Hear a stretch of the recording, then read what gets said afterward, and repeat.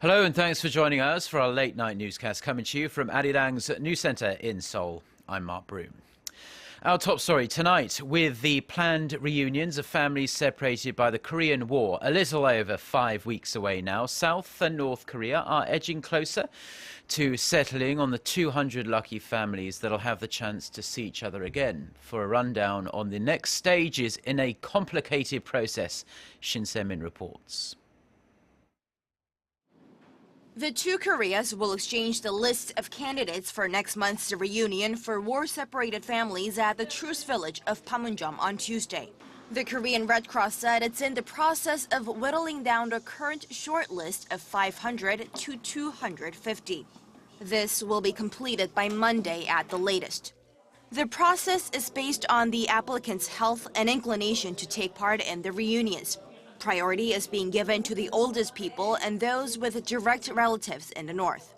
On Tuesday, Pyongyang will also give the South a list of 200 North Korean candidates.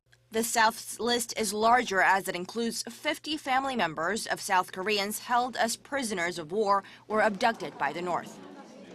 Preparations are picking up ahead of steam as the clock ticks down to the reunions, which will be held at the North Mount Kumgang Resort from October 20th to the 26th.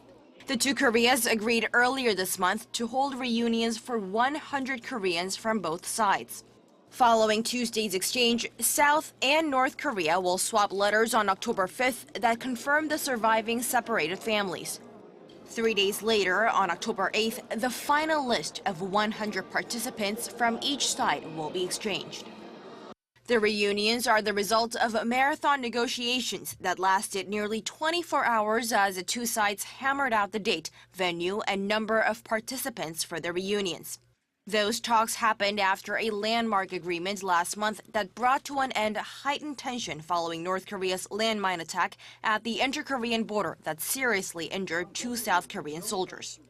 The reunions are a highly emotive issue for many Koreans, as millions of people were separated from their families by the 1950 to 1953 Korean War and have had no contact with them ever since. Time is running out as well. Around half of the 130,000 registered family members in the South have passed away without a chance for one final goodbye. Shin Se-min, Arirang News. A court in Singapore is close to reaching a verdict in a case centred around allegations a Singapore-based firm was made payments to a North Korean shipping company and other shadowy North Korean entities. According to US-based website NK News, Chinpo Shipping and its director are accused of making a payment of more than $70,000 to a shipping agent in Panama in 2013 on behalf of a North Korean ship caught smuggling arms through the Panama Canal. That vessel is operated by a shipping firm sanctioned by the UN. If found guilty, Chinpo could be fined $700,000. Chinpo is also facing charges related to more than 600 payments made to North Korean entities between April 2009 and July 2013. The sums are said to total more than $40 million. A group of Korean Air Force pilots have been taking part in a survival training session aimed at giving them the wherewithal to stay alive in enemy territory. Our Connie Kim was along for the ride, and she filed this report. A pilot in his parachute fights strong winds and waves in an attempt to make a safe landing in the waters below. This simulation training devised by the Korean Air Force aims at helping pilots learn to survive in the enemy's territory after ejecting from their jets. The pilots' survival battle has started. The Air Force is practicing ways to safely drag in waters as they separate from their parachutes. This part of the drill requires pilots to maintain their balance despite a strong current to keep themselves from being dragged underwater by the chute. Next, pilots must move quickly to deploy an inflatable raft. Upon seeing their own troops, they signal their position and launch a flare gun to relay their location to the unit. However, pilots are at risk of drifting in the waters if they're not spotted by their rescue team on time. And this is where the survivor kit, equipped with a compass, multi-purpose pocket knives, and a flashlight comes in handy. It takes a lot of time and money to train a single pilot. The Air Force carries out intensive survival training for pilots on a regular basis to prepare them for a variety of emergency situations. Preparing for cases when the pilots' boats reach land, they continue their survival training on land. As part of the drill, the pilots learn how to make fire, find food, and use their boats to make hideouts. It's all part of a 5-day survival training session that took place this week in Namik County in waters off of Korea's southern coast. As a pilot, I've gone through numerous training sessions. In my mind, this was all possible with citizen support, both moral and financial. Through this survival training, I have the sense that I'm not only protecting myself, but also the Korean people. The Air Force carries out more than 10 survival training sessions every year, and pilots must receive this training every 5 years. Connie Kim, Arirang News, Namhae. Korea's main opposition New Politics Alliance for Democracy has postponed a vote of confidence on the party's leader Moon Jae-in, a move called by the leader himself. At an emergency meeting on Saturday evening, Moon and the party agreed to hold the vote at a later date after further consultations. The former presidential candidate had earlier declared that he wanted the voting process to begin on Sunday. Moon says, however, that he would prefer the vote to be held before the Chuseok, or Korean Thanksgiving holiday, which falls at the end of the month.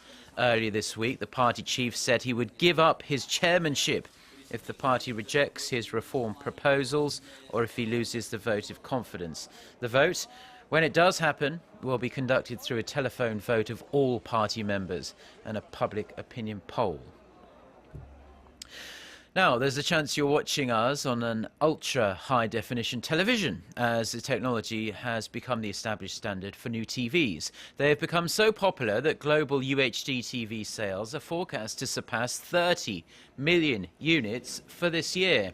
A new report from tech research firm Strategy Analytics also forecasts annual growth will top 60% over the next 5 years. The report also shows 95% of people who purchase a UHD TV are highly satisfied with the quality. Strategy Analytics also predicts that more than 20% of households in leading markets will be using Ultra HD services from pay TV or online video providers by the year 2020. Now, this is great news for Korean firms Samsung Electronics and LG Electronics that are both powerful players in the UHD TV market. At least 107 people have been killed in Saudi Arabia after a crane toppled over in Mecca's Grand Mosque. Officials say the collapse injured around 250 others as well. The crane belongs to a German company operated by a consortium run by the Bin Laden family, who are heading the expansion of the mosque. Now, Saudi authorities say strong winds and heavy rains caused the collapse, but investigations are still ongoing. This incident comes as Mecca is preparing to welcome an estimated 2 million Muslims from around the world for the annual Hajj pilgrimage, which gets underway in about 10 days' time. A moderately strong earthquake jolted Tokyo early Saturday, injuring around 15 people. The Japan Meteorological Agency says the epicenter of the 5.4 magnitude quake was about 60 kilometers beneath Tokyo Bay. No tsunami warning was issued. The agency says sizable aftershocks could strike the Japanese capital over the next few days. Experts have long been warning people in Japan to stay vigilant for the next big one. And a powerful 7.8 magnitude earthquake struck off the coast back in May. The recent spike in military tension at the DMZ served as yet another reminder of the instability and division on the Korean peninsula. But an art exhibition in Seoul is trying to offer a fresh perspective of what it's like on the southern side of the buffer zone. Our Park Se-young has more. From sound to visuals, this year's Real DMZ project takes audiences closer to the demilitarized zone separating the two Koreas. The sound of insects and birds over the noise of machines was recorded in Cheolwon in Gangwon-do province, which is off limits to civilians. The audience can also get a glimpse of the forbidden area through 3D images created from the memories of former soldiers. The scenic nature is accompanied by tension between the divided Koreas. This piece of work compares images filmed from war museums in Seoul and Pyongyang.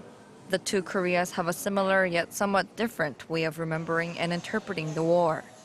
Both the museum is very heroic and you can say propagandistic, and also claims the victory of the war. This year's Real DMZ project marked its 4th year with an exhibition titled Lifetime of Dongseong, which highlights traces of the divided Korean peninsula. Artists originally decorated various locations in Dongseong, a small town some 10 kilometers south of the southern limit line of the DMZ, and living example of the state of division. The town was part of North Korea after the Second World War, before becoming part of the South after the Korean War. The works displayed in the borderline area were transferred to Art Sunjae Center in Seoul last month, where they'll be on display through November. Park Se-young, Arirang News. And finally, taking a brief look at the weather for the rest of the weekend. Most of the country is under cloudy skies tonight, and there is no rain in the forecast for the capital at least. It does feel much chillier than recent nights. The overnight low, in fact, is going to dip to 11 degrees Celsius in Seoul, so you will need a jacket if you are out and about tonight. Sunday is going to be bright, sunny and fairly warm, with afternoon highs in the mid-20s nationwide. With that, let's take a look at the weather around the world.